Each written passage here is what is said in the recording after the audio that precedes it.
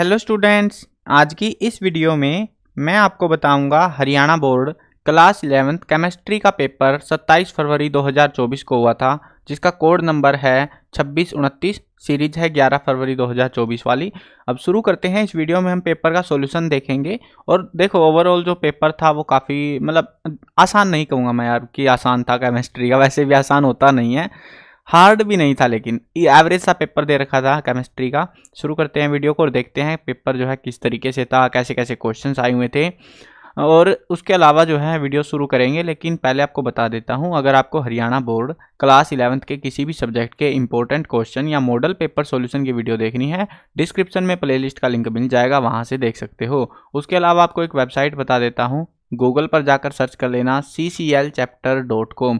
इस वेबसाइट पर आपको हरियाणा बोर्ड क्लास 11th के ओल्ड क्वेश्चन पेपर्स, उसके अलावा जो है इंपॉर्टेंट क्वेश्चंस जो कि मैं वीडियो बनाता हूँ जिन चीज़ों की, और साथ में जो है मॉडल पेपर्स विद आंसर की, मार्किंग स्कीम, सिलेबस, सब कुछ इस वेबसाइट पर देखने को मिलेगा। तो विजिट कर लेना, काफ़ी ज़्यादा काम आएगी एग्जाम में आपके। अब देखते हैं केमिस्ट्री का पेपर। 70 नंबर का पेपर था, 3 घंटे का टाइम था। टाइम बहुत था, और अगर पेपर आता होगा तो तुमने पहले ही कर लिया होगा, बट उम्मीद नहीं है कि तुमको इतना आता होगा या अच्छे से पढ़ के गए होगे, कुछ एक स्टूडेंट को छोड़कर। अब देखते हैं, यहाँ पे लंबी चौड़ी गाथा के बाद यहाँ पे पेपर शुरू होता है। पहले जो दिए गए थे वो थे ऑब्जेक्टिव टाइप क्वेश्चन। 18 क्वेश्चंस थे, जिसके अंदर कुछ असर्शन रीजन वाले भी क्वेश्चन थे, नए कंसेप्ट वाले। अब देखते हैं यहाँ पे कैसे क्वेश्चंस थे। Number of significant figures in 2.005 is, तो इसमें जो है सिग्निफिकेंट फिगर्स कितने हैं? 4 हैं। नेक्स्ट है, how many unpaired electron are present in nitrogen atom. Nitrogen atom में कितने अनपेयर्ड इलेक्ट्रॉन्स पाए जाते हैं? वो है 3। नेक्स्ट क्वेश्चन देखते हैं। क्वेश्चन है 9, 7, 35 से 53, 85 जो है, सॉरी हिंदी में मेरे को आती नहीं है, इंग्लिश में ही पढ़ रहा हूँ इसलिए। The elements with atomic number दे रखे हमको, ये आर ऑल, तो इनको हम क्या कहते हैं? 9, 7, इनके जो है ये क्या है? ये है यहाँ पे हमारे ये हेलोजन्स, सॉरी ना, नोबल गैस लगाने वाला था, हेलोजन्स बोलते हैं इनको। 9, 17, 35, ये जो है एक पूरी ऐसे वाली चेन है ये पूरी, ठीक है, जो पीरियोडिक टेबल में होती है, हेलोजन्स बोलते हैं इनको। नेक्स्ट क्वेश्चन देखते हैं, which compound do not show zero dipole movement. इनमें से कौन सा जो है जीरो डायपोल मूवमेंट को शो नहीं करता है? वो है H2O, water. What is the molar mass of H2O इन ग्राम पर मोल। तो H2O का मोलर मास कितना है यहाँ पे?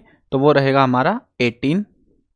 नेक्स्ट क्वेश्चन देखते हैं, question number 6। When water is added to quick lime the reaction is. अगर पानी को क्विक लाइम में डालते हैं हम लोग तो एक रिएक्शन होती है, उसको हम क्या कहते हैं? एक्सोथर्मिक रिएक्शन कहते हैं उसको हम। नेक्स्ट क्वेश्चन है हमारा, the oxidation number of chlorine in KClO3 is. तो इस कंपाउंड के अंदर जो है क्लोरीन का ऑक्सीडेशन नंबर कितना है वो हमें बताना है, तो वो है प्लस में 5। नेक्स्ट क्वेश्चन है, मोलिकुलर मास बताना है of volatile substance is determined by. तो किससे जो मोलिकुलर मास है वोलेटाइल सब्सटेंस का, उसको किसकी मदद से मापा जाता है? तो वो है हमारा विक्टर मेयर्स मेथड की हेल्प से।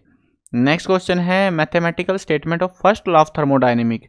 ये वैसे इसके बेसिस पे वो भी दे रखा था, केस स्टडी बेस्ड पैसेज भी दे रखा था, सेम इसी कंसेप्ट पे। फर्स्ट लॉ ऑफ थर्मोडायनेमिक्स का जो रूल है वो जो है क्या कहता है, वो हमको यहाँ पे बताना है। तो वो कहता है डेल्टा U बराबर क्यू प्लस में W। तो ये जो है इसका फॉर्मूला था, बेसिकली जो डिराइव्ड फॉर्मूला था वही लिखना था यहाँ पे। How many sigma and pi bonds are present in benzene. Benzene में कितने पाई और कितने सिग्मा बॉन्ड्स होते हैं? ये जो सिंबल है ये सिग्मा का है, ये पाई का सिंबल है। तो कितने बॉन्ड्स प्रेजेंट है वो हमसे यहाँ पे पूछा गया था, वो थे यहाँ पे 12 सिग्मा बॉन्ड और 3 जो है पाई बॉन्ड पाए जाते हैं। आगे बढ़ते हैं नेक्स्ट क्वेश्चन पे, विच ऑर्बिटल इज डम्बल शेप्ड जो है, ये कौन सा जो ऑर्बिटल है वो पाया जाता है? वो है यहाँ पे P ऑर्बिटल। CH3 CHO, इसका जो IUPAC नेम है वो हमें पूछा गया है। वैसे जो है 2 क्वेश्चन थे CHO वाले पे, एक और बार पूछा गया था IUPAC नेम एग्जाम में, सेम पेपर में। तो CHO जो है CH3 CHO, इसका जो IUPAC नेम है वो क्या है हमारा? एसिटिल्डिहाइड। आगे बढ़ते हैं नेक्स्ट क्वेश्चन पे, the correct value of Avogadro constant will be. Avogadro constant की जो वैल्यू है वो कितनी है? तो वो हमसे पूछा गया है, वो है हमारी 6.022 इंटू 10 की पावर 23। नेक्स्ट क्वेश्चन है, how many molecules of water of crystallization in potash alum. तो इसमें जो है कितने मोलिक्यूल होते हैं वाटर के, तो वो हमें यहाँ पे मेंशन करना है। तो वो होते हैं 24। नेक्स्ट क्वेश्चन है हमारे पास में, अब जो क्वेश्चंस आ चुके हैं ये है असर्शन रीजन बेस्ड क्वेश्चन। 15, 16, 17 और 18 नंबर के 4 क्वेश्चन आने थे और 4 में से एक क्वेश्चन बहुत ईजी था, बाकी 3 एवरेज क्वेश्चन थे, एक हार्ड भी था। एवरेज कह लो या हार्ड कह लो, जिन्होंने नहीं पढ़ा तो वो हार्ड ही था उनके लिए। बाकी कुल मिला के जो है 4 में से एक क्वेश्चन इन्होंने ईजी दे रखा था, बाकी थोड़े से सोचने वाले थे, दिमाग लगाने वाले थे।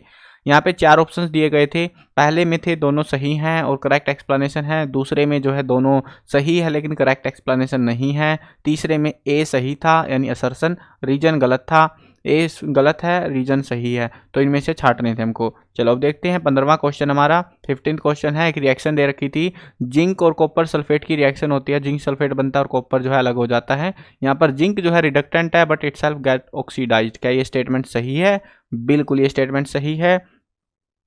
इसके बाद में बताया गया था हमको, इसके पीछे लॉजिक दिया था कि रिडॉक्स रिएक्शन में, क्योंकि ये रिएक्शन कौन सी है वही है, और रिडॉक्स रिएक्शन में oxidant is reduced by accepting electrons and reductant is oxidised by losing electrons. और यहाँ पे ये जो रिएक्शन हो रही थी ये भी रिडॉक्स रिएक्शन थी। तो यहाँ पे रीजन भी सही था, लॉजिक भी सही था, असर्शन सब कुछ सही ही सही था। तो हमारा ऑप्शन ए यहाँ पे आना था। ए और आर दोनों सही है और आर जो है करेक्ट एक्सप्लेनेशन है ए की। ठीक है, नेक्स्ट क्वेश्चन देखते हैं। ये तो सबसे आसान क्वेश्चन था, आपने भी इजीली कर लिया होगा। ग्रेफाइट एक एलिमेंट है, सबको पता है, बिल्कुल सही है। एलिमेंट क्या होती है? एक प्योर फॉर्म होती है सब्सटेंस की जिसमें एक ही जैसे एटम्स जो है पाए जाते हैं, तो उन्हीं को हम एलिमेंट बुलाते हैं। ये भी बात सही है, दोनों स्टेटमेंट सही थी, ऑप्शन इसमें भी ए ही होना था हमारा। अगला क्वेश्चन देखते हैं। अगला क्वेश्चन है हमारा 17th question.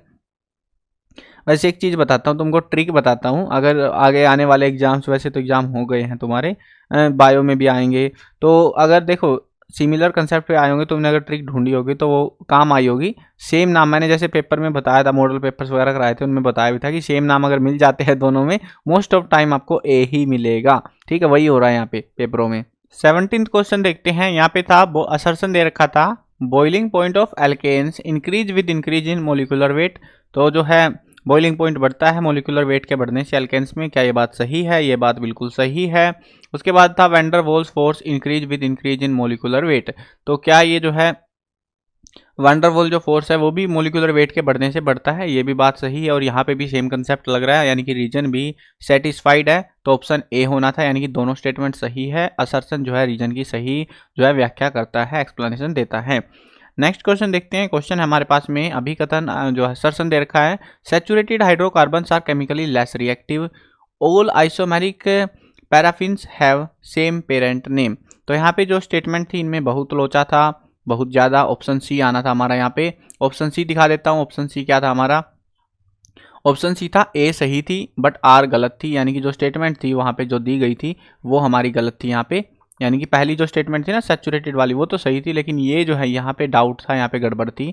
Total two total इसके रिगार्डिंग की बात हम नहीं करेंगे, वो बाद में देखनी थी, पहले देखनी थी स्टेटमेंट सही है। तो यहाँ पे जो ये स्टेटमेंट ही थी ये खुद में ही डाउट में थी, गलत थी स्टेटमेंट, तो इसलिए ये गलत है और ये हमारे सही है। ऑप्शन सी आना था इसका। ठीक है, आगे बढ़ते हैं। Very short answer type question. How many total electron are present in nitrate ion? Nitrate ion में कितने होते हैं? नाइट्रेट आयन पता है ना, NO3 नेगेटिव ये वाला। तो इसमें जो इलेक्ट्रॉन्स है वो पूछे गए थे, वो थे हमारे 32 electrons. Right electronic configuration of chromium atom. Chromium atom का जो है इलेक्ट्रॉनिक कॉन्फ़िगरेशन लिखना था, वो था आपका 1s2 2s2 2p6 3s2 3p6 4s1 और 3d5। तो इस तरीके से जो है इलेक्ट्रॉनिक कॉन्फ़िगरेशन आना था इसका।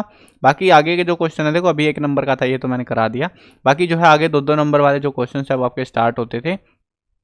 और ओवरऑल मैंने जो पेपर देखा, ये पेपर आप बाकी का देख सकते हो। मैंने MCQ सोल्व करा दिया क्योंकि इनको सोल्व कराने की ज़्यादा जरूरत नहीं थी, सिंपल क्वेश्चंस थे और कुछ क्वेश्चन प्रीवियस ईयर से रिपीट थे। जैसा कि पता है कि केमिस्ट्री में रिपीट कम ही होते हैं थोड़े, है ना। तो अगर आप ठीक से कंसेप्ट को पढ़ के गए होगे तो इजी लगा होगा, नहीं तो थोड़ा सा मतलब हार्ड था पेपर। बाकी ओवरऑल अगर देखा जाए तो यहाँ पे कुछ न्यूमेरिकल्स भी आए हुए थे बीच में। और यहाँ पर जो है देखो केस स्टडी वाले क्वेश्चन से जो स्टूडेंट डरे हुए थे ना, ओवरऑल जो पेपर देखोगे तो सबसे जो आसान टॉपिक था यहाँ पे केस स्टडी वाला, ये वाला था हमारा पैसेज कि फर्स्ट लॉ ऑफ थर्मोडायनेमिक में बता रहा जो पैसेज आया हुआ था, is the journal law of conservation of energy के बारे में ये बता रहा था पूरा सब कुछ। तो हमें क्या बताना था? First law of thermodynamic is concern with the conservation of, किसके साथ में है वो? एनर्जी के साथ में। तो वो फॉर्मूला जो यहाँ पे देखो, ये फॉर्मूला आपको दिख ही रहा है, ये सारी चीज़ें यहीं से लिखनी थी टेप के। बहुत आसान था, वैसे भी आपको पढ़ के जाना ही था ये टॉपिक। और क्वेश्चन जो दिए थे थे वो बहुत आसान है। Which is note path function जो है पूछा गया था यहाँ पे। सिस्टम क्या है, थर्मोडायनेमिक स्टडी ऑफ, किसकी स्टडी है, थर्मोडायनेमिक्स। तो इसके रिगार्डिंग थे, आसान था ये पैसेज भी हमारा। उसके बाद में जो है यहाँ पे 3 स्टूडेंट के टेस्ट वगैरह दे रखे थे, लेकिन आपको ज़्यादा दिमाग लगाने की जरूरत नहीं थी। Name the element present in organic compound, elements बताने थे जो ऑर्गेनिक कंपाउंड या एक्सपेरिमेंट कर रहे थे यहाँ पे, और इसको पढ़ के इजीली आप आइडेंटिफाई कर सकते थे। क्लोरीन के लिए टेस्ट बताना था, वैल्यू एसोसिएटेड कौन सी थी वो बतानी थी, और नेचर ऑफ लैसिगन एक्सट्रैक्ट बताना था। ये सारे के सारे ऑलमोस्ट हमें इस पैसेज में से मिल गए थे, अगर तुम सही से समझ के आए होगे तो। अब इनके आंसर लिखने थे, थोड़े लेंथी थे, तो मैंने इसलिए इनको अवॉइड किया है अभी। उसके बाद थे IUPAC नेम, जैसा कि आपको दिख ही रहा है कि IUPAC नेम पूछे गए थे। आसान थे ये वाले, थोड़े से इनके लिए आपको कार्बन वो लिख के बनाने पड़ते। बाकी ये वाला था, जैसे ये वाला था 2,2 डाइक्लोरोइथेनॉल, ये वाला था हमारा ब्यूटेनॉल, तो आसान थे ये वाले, इतने हार्ड नहीं थे IUPAC नेम बनाने जो आए हुए थे। उसके बाद आए थे लॉन्ग क्वेश्चन। लॉन्ग क्वेश्चन भी ज़्यादा हार्ड नहीं थे, वो भी हमें इजी ही देखने को मिले। लॉन्ग क्वेश्चन बल्कि इजी थे यार, बीच वाले जो मिडिल रेंज के क्वेश्चन थे उनसे इजी थे क्वेश्चन चाहिए। तो ये था आपका टोटल पेपर। लास्ट में जो है वुड्स रिएक्शन और ये रिएक्शन वगैरह आ रखी थी। और ज़्यादातर पेपर देखो, लगभग ये मान लो 30 to 50% जो पेपर था वो प्रीवियस ईयर्स में से रिपीट हुआ था। बाकी का जो पेपर था आपका वो लगभग टेक्सचुअल क्वेश्चन वगैरह उधर से ही देखने को मिला है। कुछ अजीब से क्वेश्चन एक आध था, लेकिन ज़्यादातर पेपर वहीं से हो गया हमारा कवर। और पैसेज वगैरह तो इनको अपनी मर्जी से ही देने थे, जहाँ से भी देने थे। तो ये थे आपका टोटल पेपर। आई होप जो है आपने क्वेश्चन MCQ वगैरह मैच कर लिए होंगे। मेन तो मैं देखो बनाता हूँ वीडियो ताकि आपके MCQ वगैरह मैच करा सकूँ, और आपको थोड़ा एक, क्योंकि बड़े क्वेश्चन तो आपको देखने होते नहीं हैं, वो तो अपना बस ऐसे ही है, भगवान भरोसे हो गए जो हो गए अब तो। लेकिन MCQ में मिला लेते हो कि यहाँ सही था कि गलत हुआ मेरा, MCQ मैच कर लेते हो, इसलिए मैं जो है सोल्यूशंस की वीडियो बना देता हूँ। बाकी अगर किसी को पेपर वगैरह देखना होता है बाद में, तो उनके भी जो है हेल्प हो जाती है थोड़ी सी। ये पेपर वगैरह अगर आपको डाउनलोड करने हैं, वीडियो बाद में कोई स्टूडेंट देख रहा है, तो cclchapter.com पर सारे जो पेपर्स हैं वो आपको मिल जाएंगे हरियाणा बोर्ड एग्जाम्स के लिए। उसके अलावा बाकी स्टडी मटेरियल भी आपको इसी वेबसाइट पर देखने को मिलेगा। अगर आप चैनल पर नए हैं और बाकी के इंपॉर्टेंट क्वेश्चन या मॉडल पेपर्स की वीडियो देखना चाहते हैं, तो चैनल को सब्सक्राइब कर लेना एक तो। और बाकी जो है मॉडल पेपर्स तो मैंने सारे सब्जेक्टों के करा रखे हैं, डिस्क्रिप्शन में प्लेलिस्ट का लिंक है, वहाँ से आप देख लेना। वहाँ से ज़्यादा आइडिया लग जाएगा किस तरीके का पेपर आएगा, कैसे उनको सोल्व करना है, वो सारी चीज़ें। ठीक है, मिलते हैं नई वीडियो में, बाय बाय।